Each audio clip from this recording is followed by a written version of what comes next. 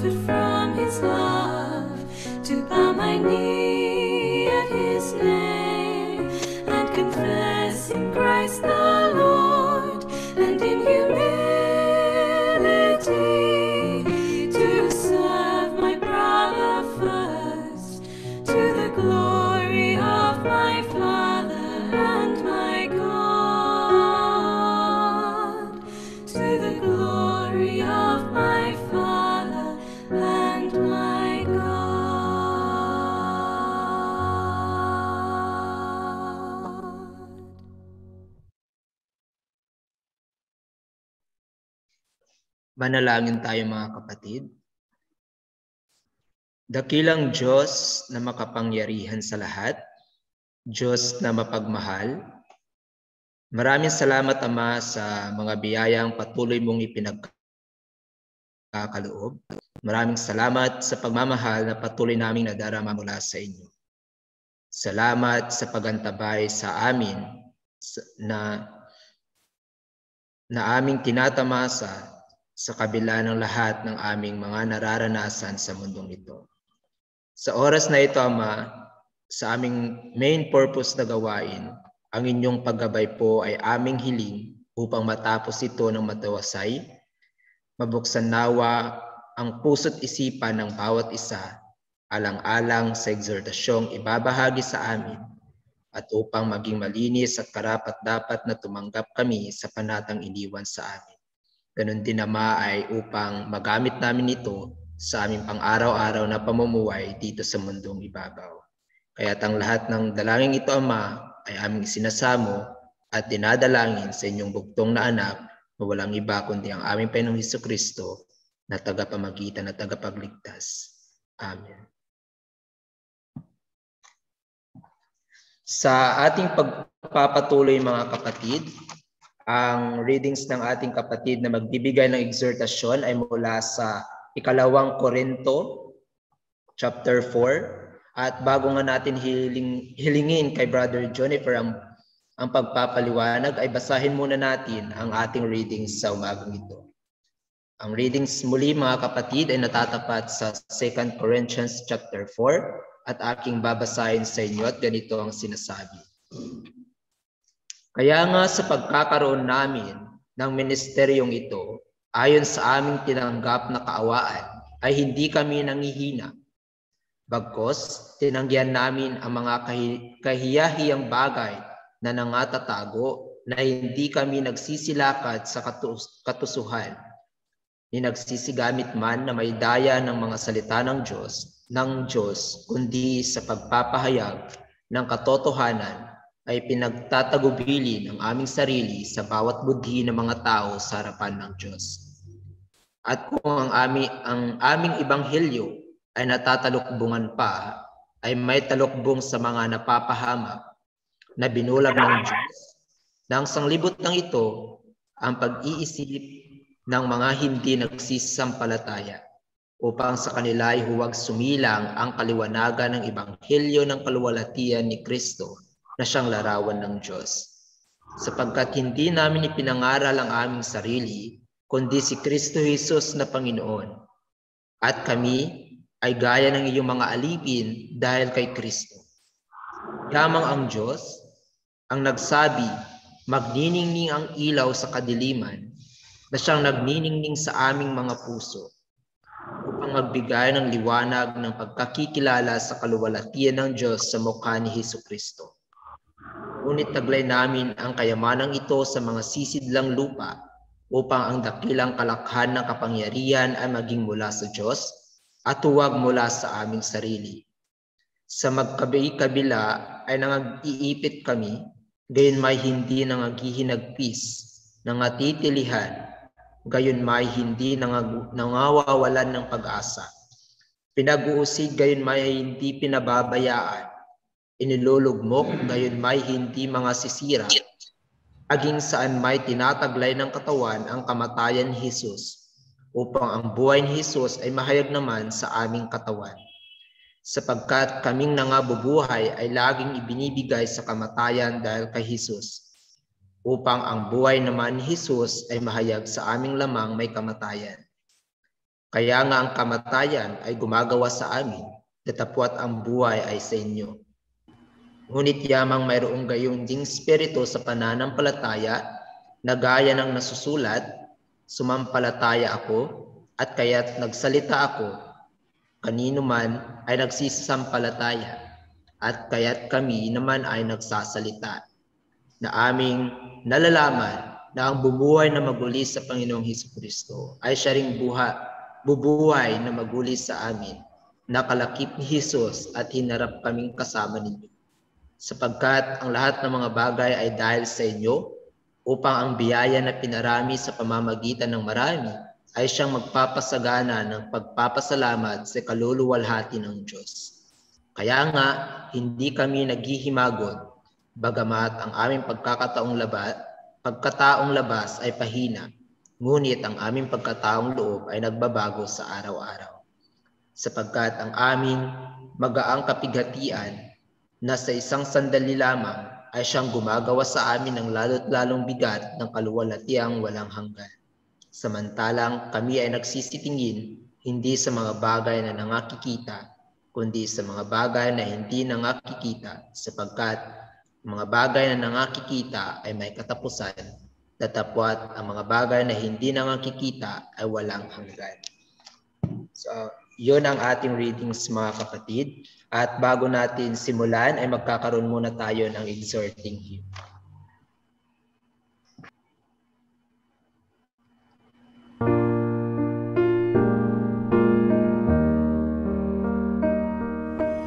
We are watching for thy coming, watching, Lord, for thee.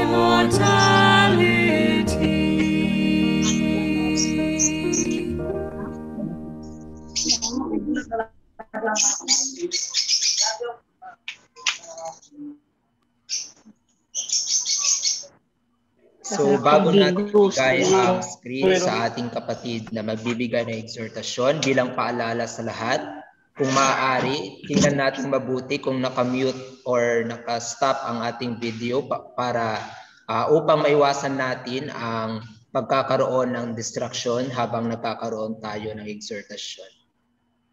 Okay, maraming salamat. So ang screen ay bibigay natin sa ating kapatid na Jonifer para sa kanyang exhortasyon.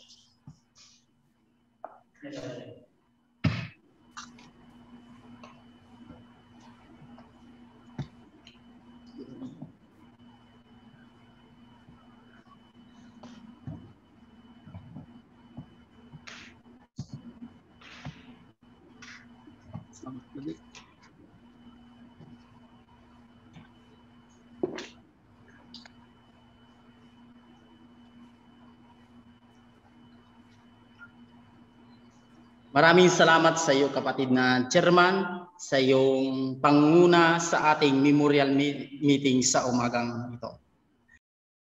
Sa dakilang pangalan ng Diyos na lumikha ng langit at ng lupa, magandang umaga sa bawat isa sa atin, mga minamahal kong mga kapatid.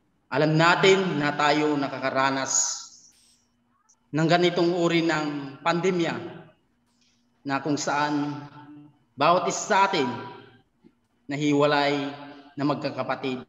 Ngunit pinagbuklod-buklod tayo sa isang teknolohiya upang magampanan natin ang tungkulin na naayon sa ating mga balikat na iatang ng ating Panginoong Diyos upang magampanan natin, at ito'y magiging gabay natin na patungo sa kaharian ng ating Panginoong Diyos.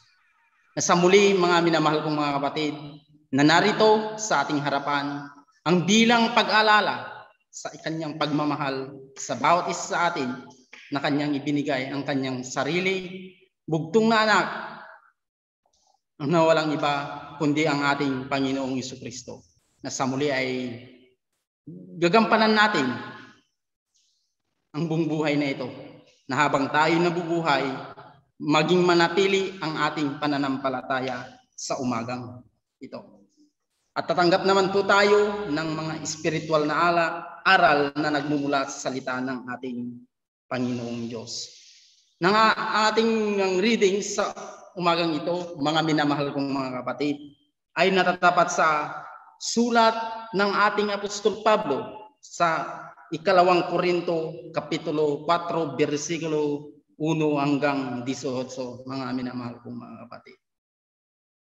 Yan ang ating readings. At ang tema ng ating readings ay ang tema ng ating readings ay ang light and darkness.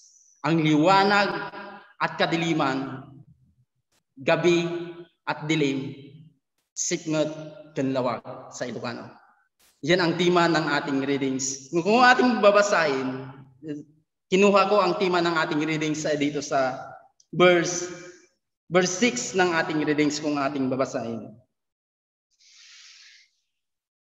Yamang ang Diyos na nagsabi, magningning ang ilaw sa kadiliman, na siyang magniningning sa aming mga puso upang magbigay ng liwanag sa pagkakilala ng kaluwalhatian ng Diyos sa mukha ni Jesucristo.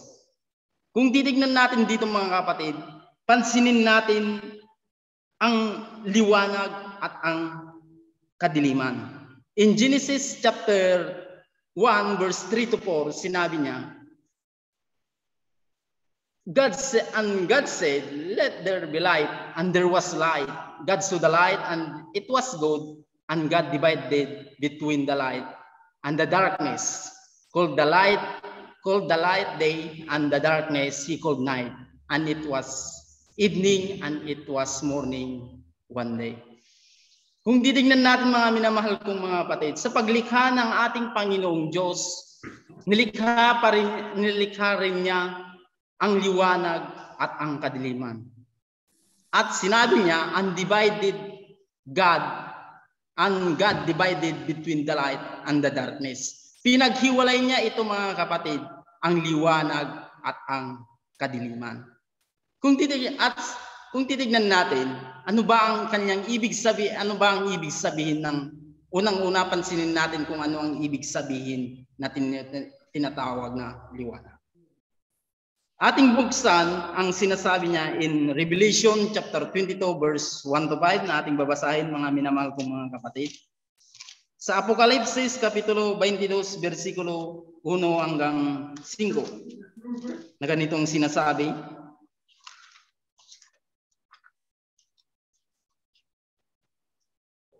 At ipinakita niya sa akin ang isang ilog ng tubig ng buhay na magningning ng gaya ng bubog na lumalabas sa luklukan ng Diyos at ang kordero. Sa gitna ng lansa ni Yaon at ang dako rito sa ilog, sa ibayo rito, naroon ang punong kahoy ng buhay na namunga ng 12 iba't ibang bunga na namumunga ng bawat buwan, at mga dahon ng punong kahoy ay ang pagpapagaling sa mga bansa. At hindi nagkaroon ng sumpa, at ang luklukan ng Diyos at ang kordero ay naroon. Siya ang pinaglilingkuran ng kanyang mga lipin. At makikita nila ang kanyang mukha, at ang kanyang pangalan ay sa kanilang mga noo.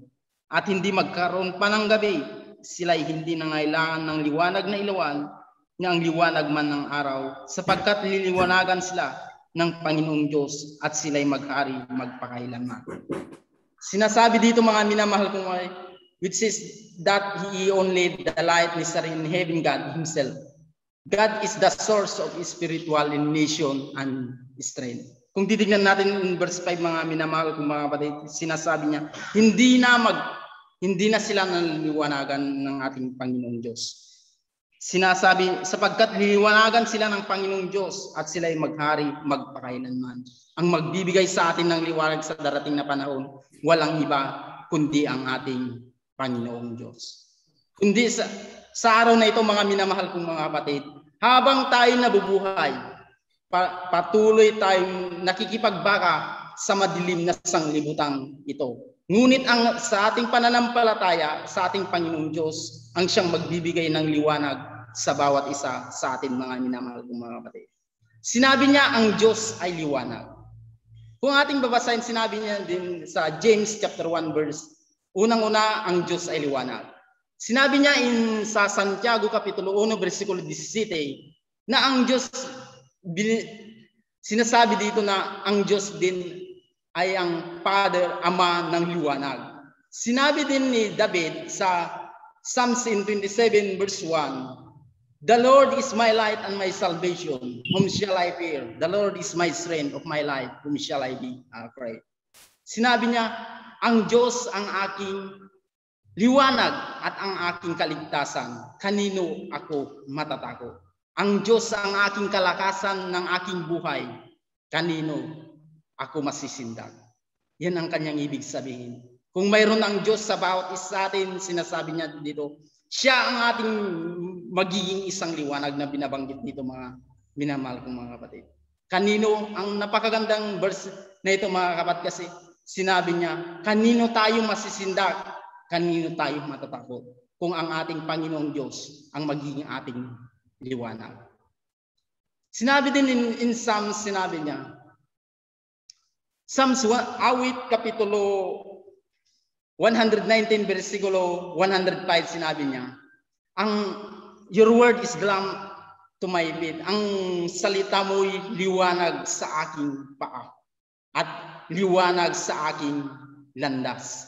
Kung titignan natin, sinasabi niya dito, mga kapatid, ang magiging isa pang liwanag natin ay ang salita na nagmumula sa banal na kasulatan na ibinigay sa atin ng ating Panginoong Diyos. Kung titignan, at isa pa, ang pangalawang liwanag natin, mga minamahal kong mga kapatid, ay ang ating Panginoong Jesucristo. Sinabi niya in John chapter 8 verse 12, sinabi niya, kung ating babasahin, mga minamahal kong mga kapatid, sa Tagalog. In John chapter 8 verse 12, sinabi niya,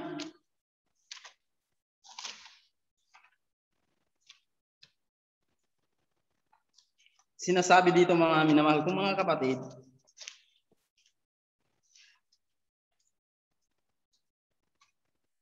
muli ngang nagsalita sa kanila si Jesus na sinasabi, Ako ang ilaw ng sanglibutan.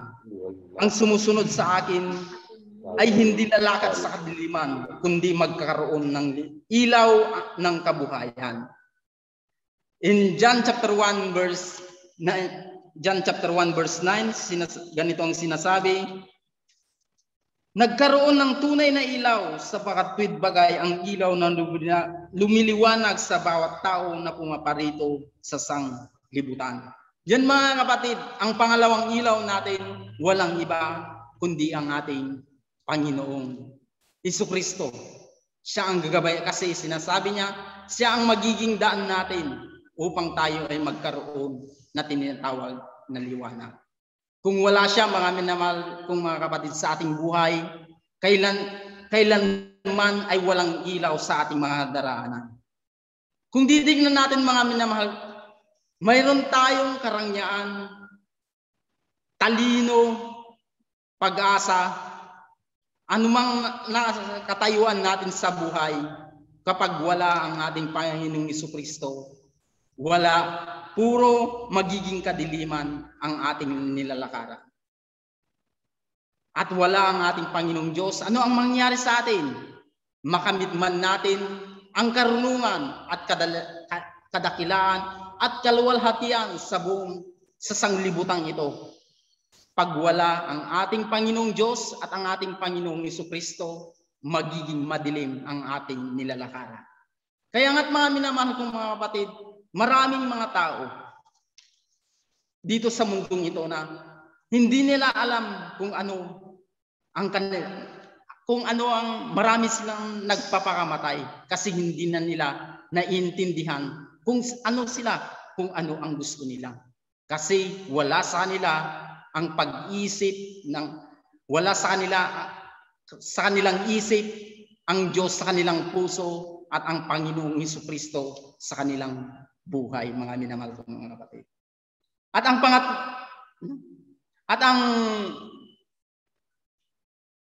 pangatlo, mga minamahal kong mga kapatid, tayo naman ay sinasabi niya, we are the light of the world. Kung ating babasahin, sinabi niya in Matthew chapter 5 verse 14 to 16, mga minamahal kong mga kapatid.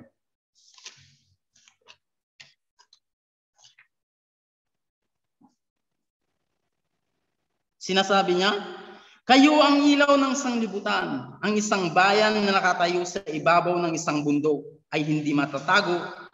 Hindi rin panlingasan ang isang ilawan na iniligay sa ilalim ng takalan, kundi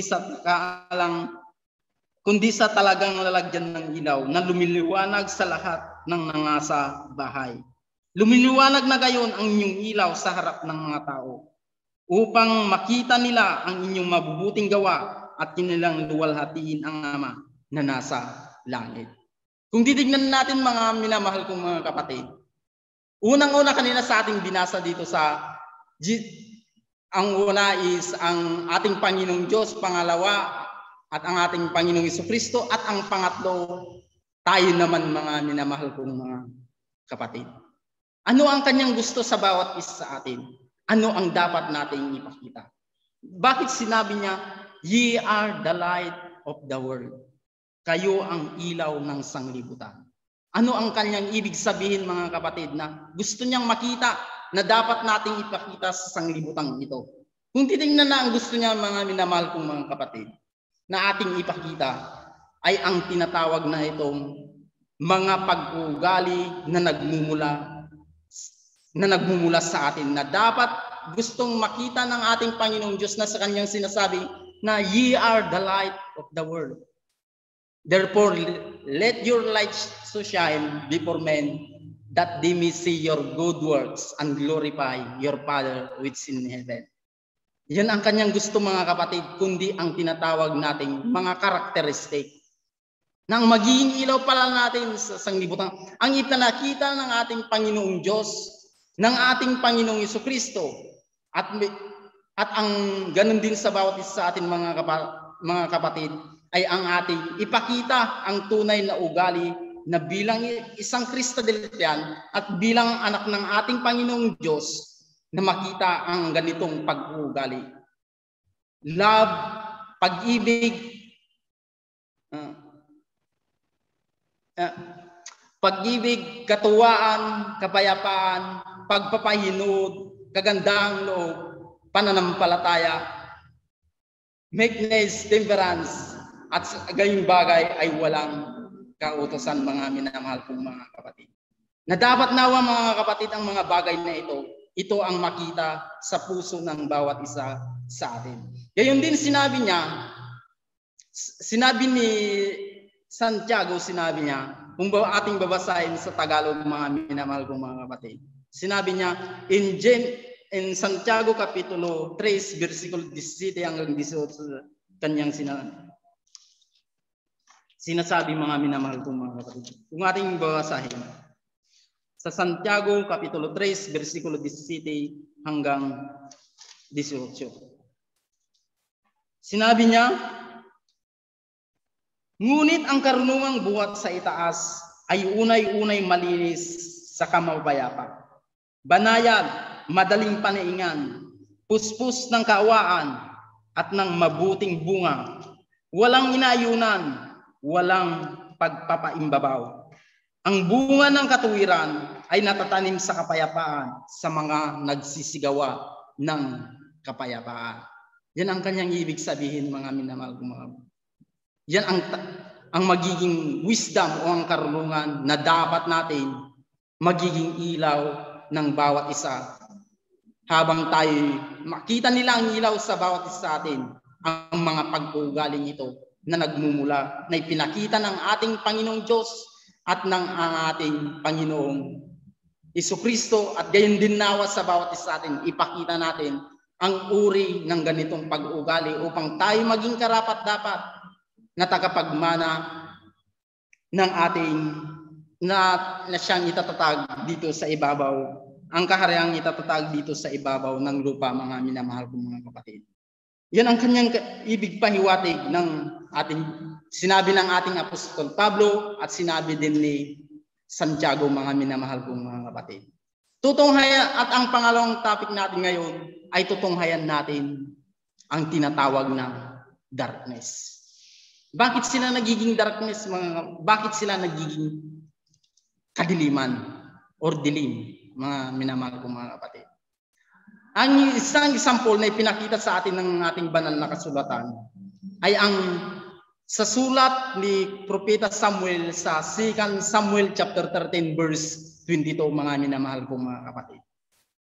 In verse 22 sinabi niya, and Absalom speak unto his brother Amnon neither good or bad, for Absalom hated Amnon because he had forced his sister Tamar. Kung titingnan natin sa kwentong ito, mga minamahal kong mga kapatid, nagkaroon siya ng galit kay Amnon dahil sa kanyang kapatid na ginahasa niya ang kapatid niya na si Tamar. Kung titingnan natin, mga kapatid, ang salitang neither good or bad, hindi siya nagsalita ng mabuti o ng masama.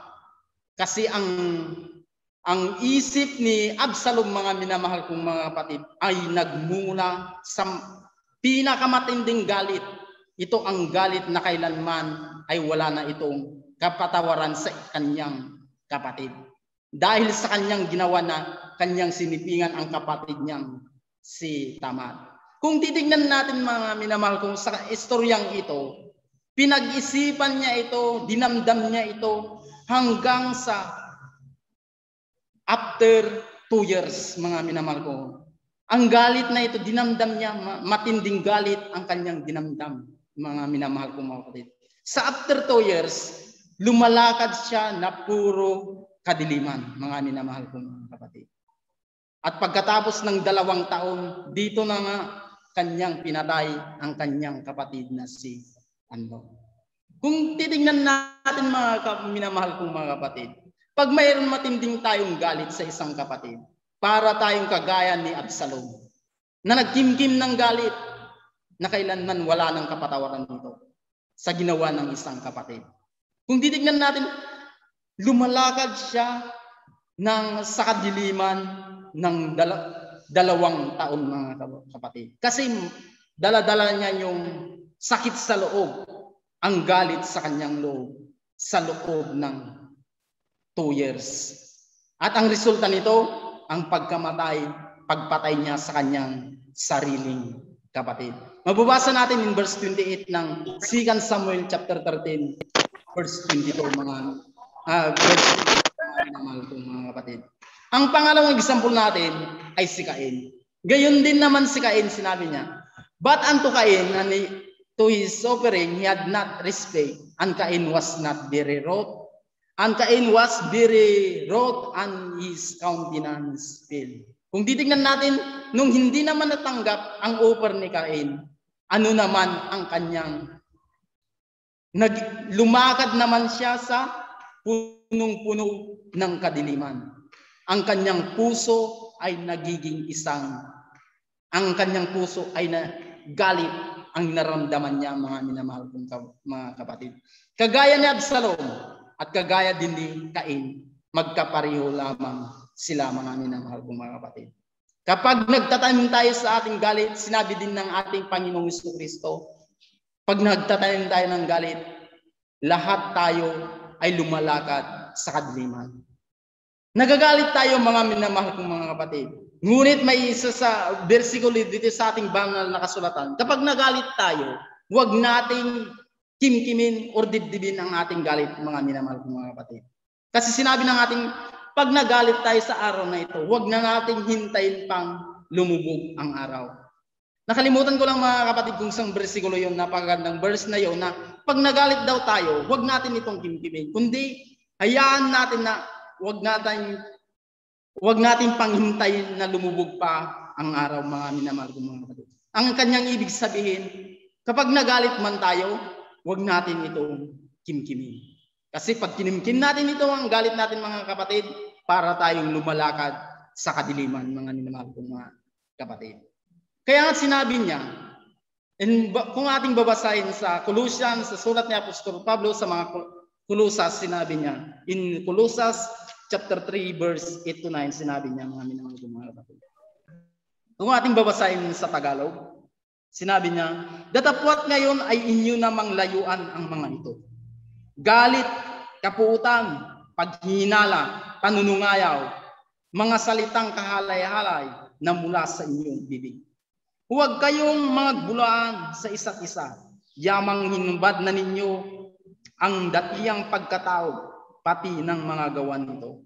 Kung titignan natin, mga kapatid, but now ye shall also put off, ang kanyang ibig sabihin, layuan, tanggalin, iwasan ang mga bagay na ito.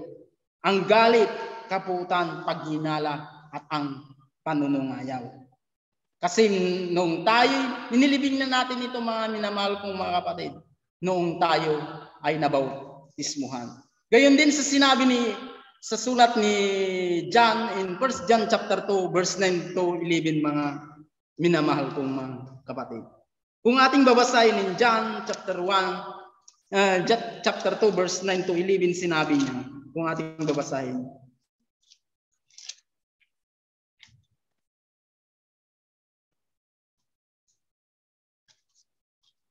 ang nagsabing siya'y nasa liwanag at napupuot sa kanyang kapatid ay nasa kadiliman pa hanggang sa ngayon.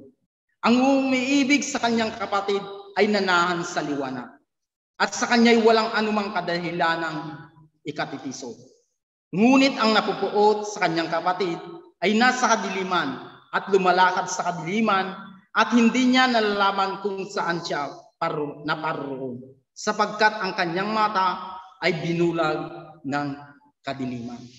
Yan, mga kapatid, kapag tayo napupuot, anong sinabi ni John? Binulag na tayo. Wala nang pananampalataya sa ating puso. Kasi nagiging kadiliman na ang ating mga puso pag kinimkim natin ang ating galit sa ating mga puso at isipan. Kagaya ng ating Panginoong Jesucristo, mga kapatid, hindi siya nagkimkim ng galit. Noong nandun siya nakabayubay sa krus ng Kalbaryo, mga minamahal kong mga kapatid, ay ano ang kanyang ginawa? Nagkimkim ba siya ng galit? Kundi ano ang kanyang sinabi, mga minamahal kong mga kapatid? Kung mababasa natin in Luke chapter 22, minamahal kong mga kapatid, in verse 34 na sinabi niya, Ama, patawarin mo sila sapagkat hindi nila alam ang kanilang ginagawa. Gayon din si Esteban, mga minamahal kong mga kapatid, sa Acts chapter 7, sa last verse na yun, mga kapatid. Sinabi niya, huwag mong iparatang sa kanila ang kasalanan ito. Yan ang tunay na mananampalataya na hindi nagtatanim ng galit sa kanyang sariling mga kapatid. Kasi sila yung lumalakad sa ilaw. Hindi nila inayaang takpan ng kadiliman ang kanilang mga ilaw. Dahil lamang sa isang gawa na tinatawag ng sanglibutan, mga minamahal kong mga kapatid. Kung titignan natin, sinabi niya, ang aral sa bawat isa sa atin, mga minamahal kong mga kapatid, na ipakita natin, sinabi niya, whatever the attitude we have, what the manner of life we living in, always remember that it is how non-Christian will see and comprehend our life. We need to stand still in the truth and see the light, consider the wondrous work of God. Kagaya ni Job, mga. Ayan ang sinabi ni Job, kung mabasa natin sa Job 37 verse 14, mga kapatid. Na wag ang kadiliman, mga minamahal kong mga kapatid. Wag ang kadiliman ang pakita natin sa hindi mga kapatid kay Kristo o hindi mga Kristaligan, kundi ang isang kaliwanagan na nagmumula sa ating mga puso at isipan. Huwag nating hayaan, mga kapatid, ng ating puso takpan ng kadiliman, kundi nawa habang nananatili sa atin ang kaliwanagang ito, panantiliin magiging maliwanag ang ating puso at isipan.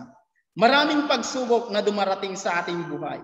At higit sa lahat, gayon din ang naranasan ni Job, mga minamahal ko. Mas matinding mga pagsubok ang kanyang naranasan.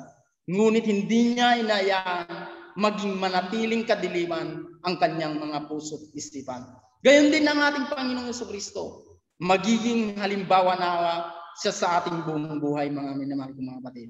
Na kailanman lumalakad siya na hanggang sa kanyang kamatayan, lumalakad siya na patungo sa liwanag na kanyang ibinigay ng kanyang Ama, mga minamahal kong mga kapatid.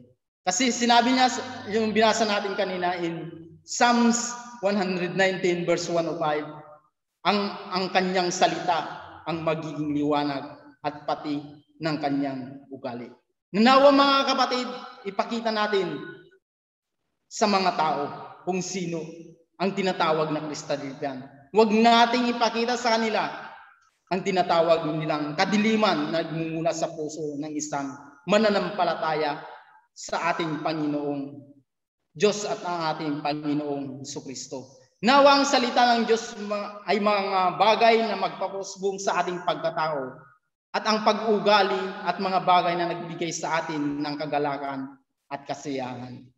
Nawa, mga kapatid, lagi tayong magpakalakas at magiging masigasig sa paggawa ng ayon sa kagustuhan ng ating yamang Diyos. At nawa sa ating aral na ating napag-aralan sa umagang ito, may itatak sa ating mga puso at isipan nang sa ganon ito'y magiging ating sandata habang tayo nabubuhay sa mundong ito, habang ating hinihintay ang muling pagbabalik ng ating tagapagligtas na walang iba kundi ang ating Panginoong Hesus. Sa muli magandang umaga at maraming salamat sa inyong pakikinig.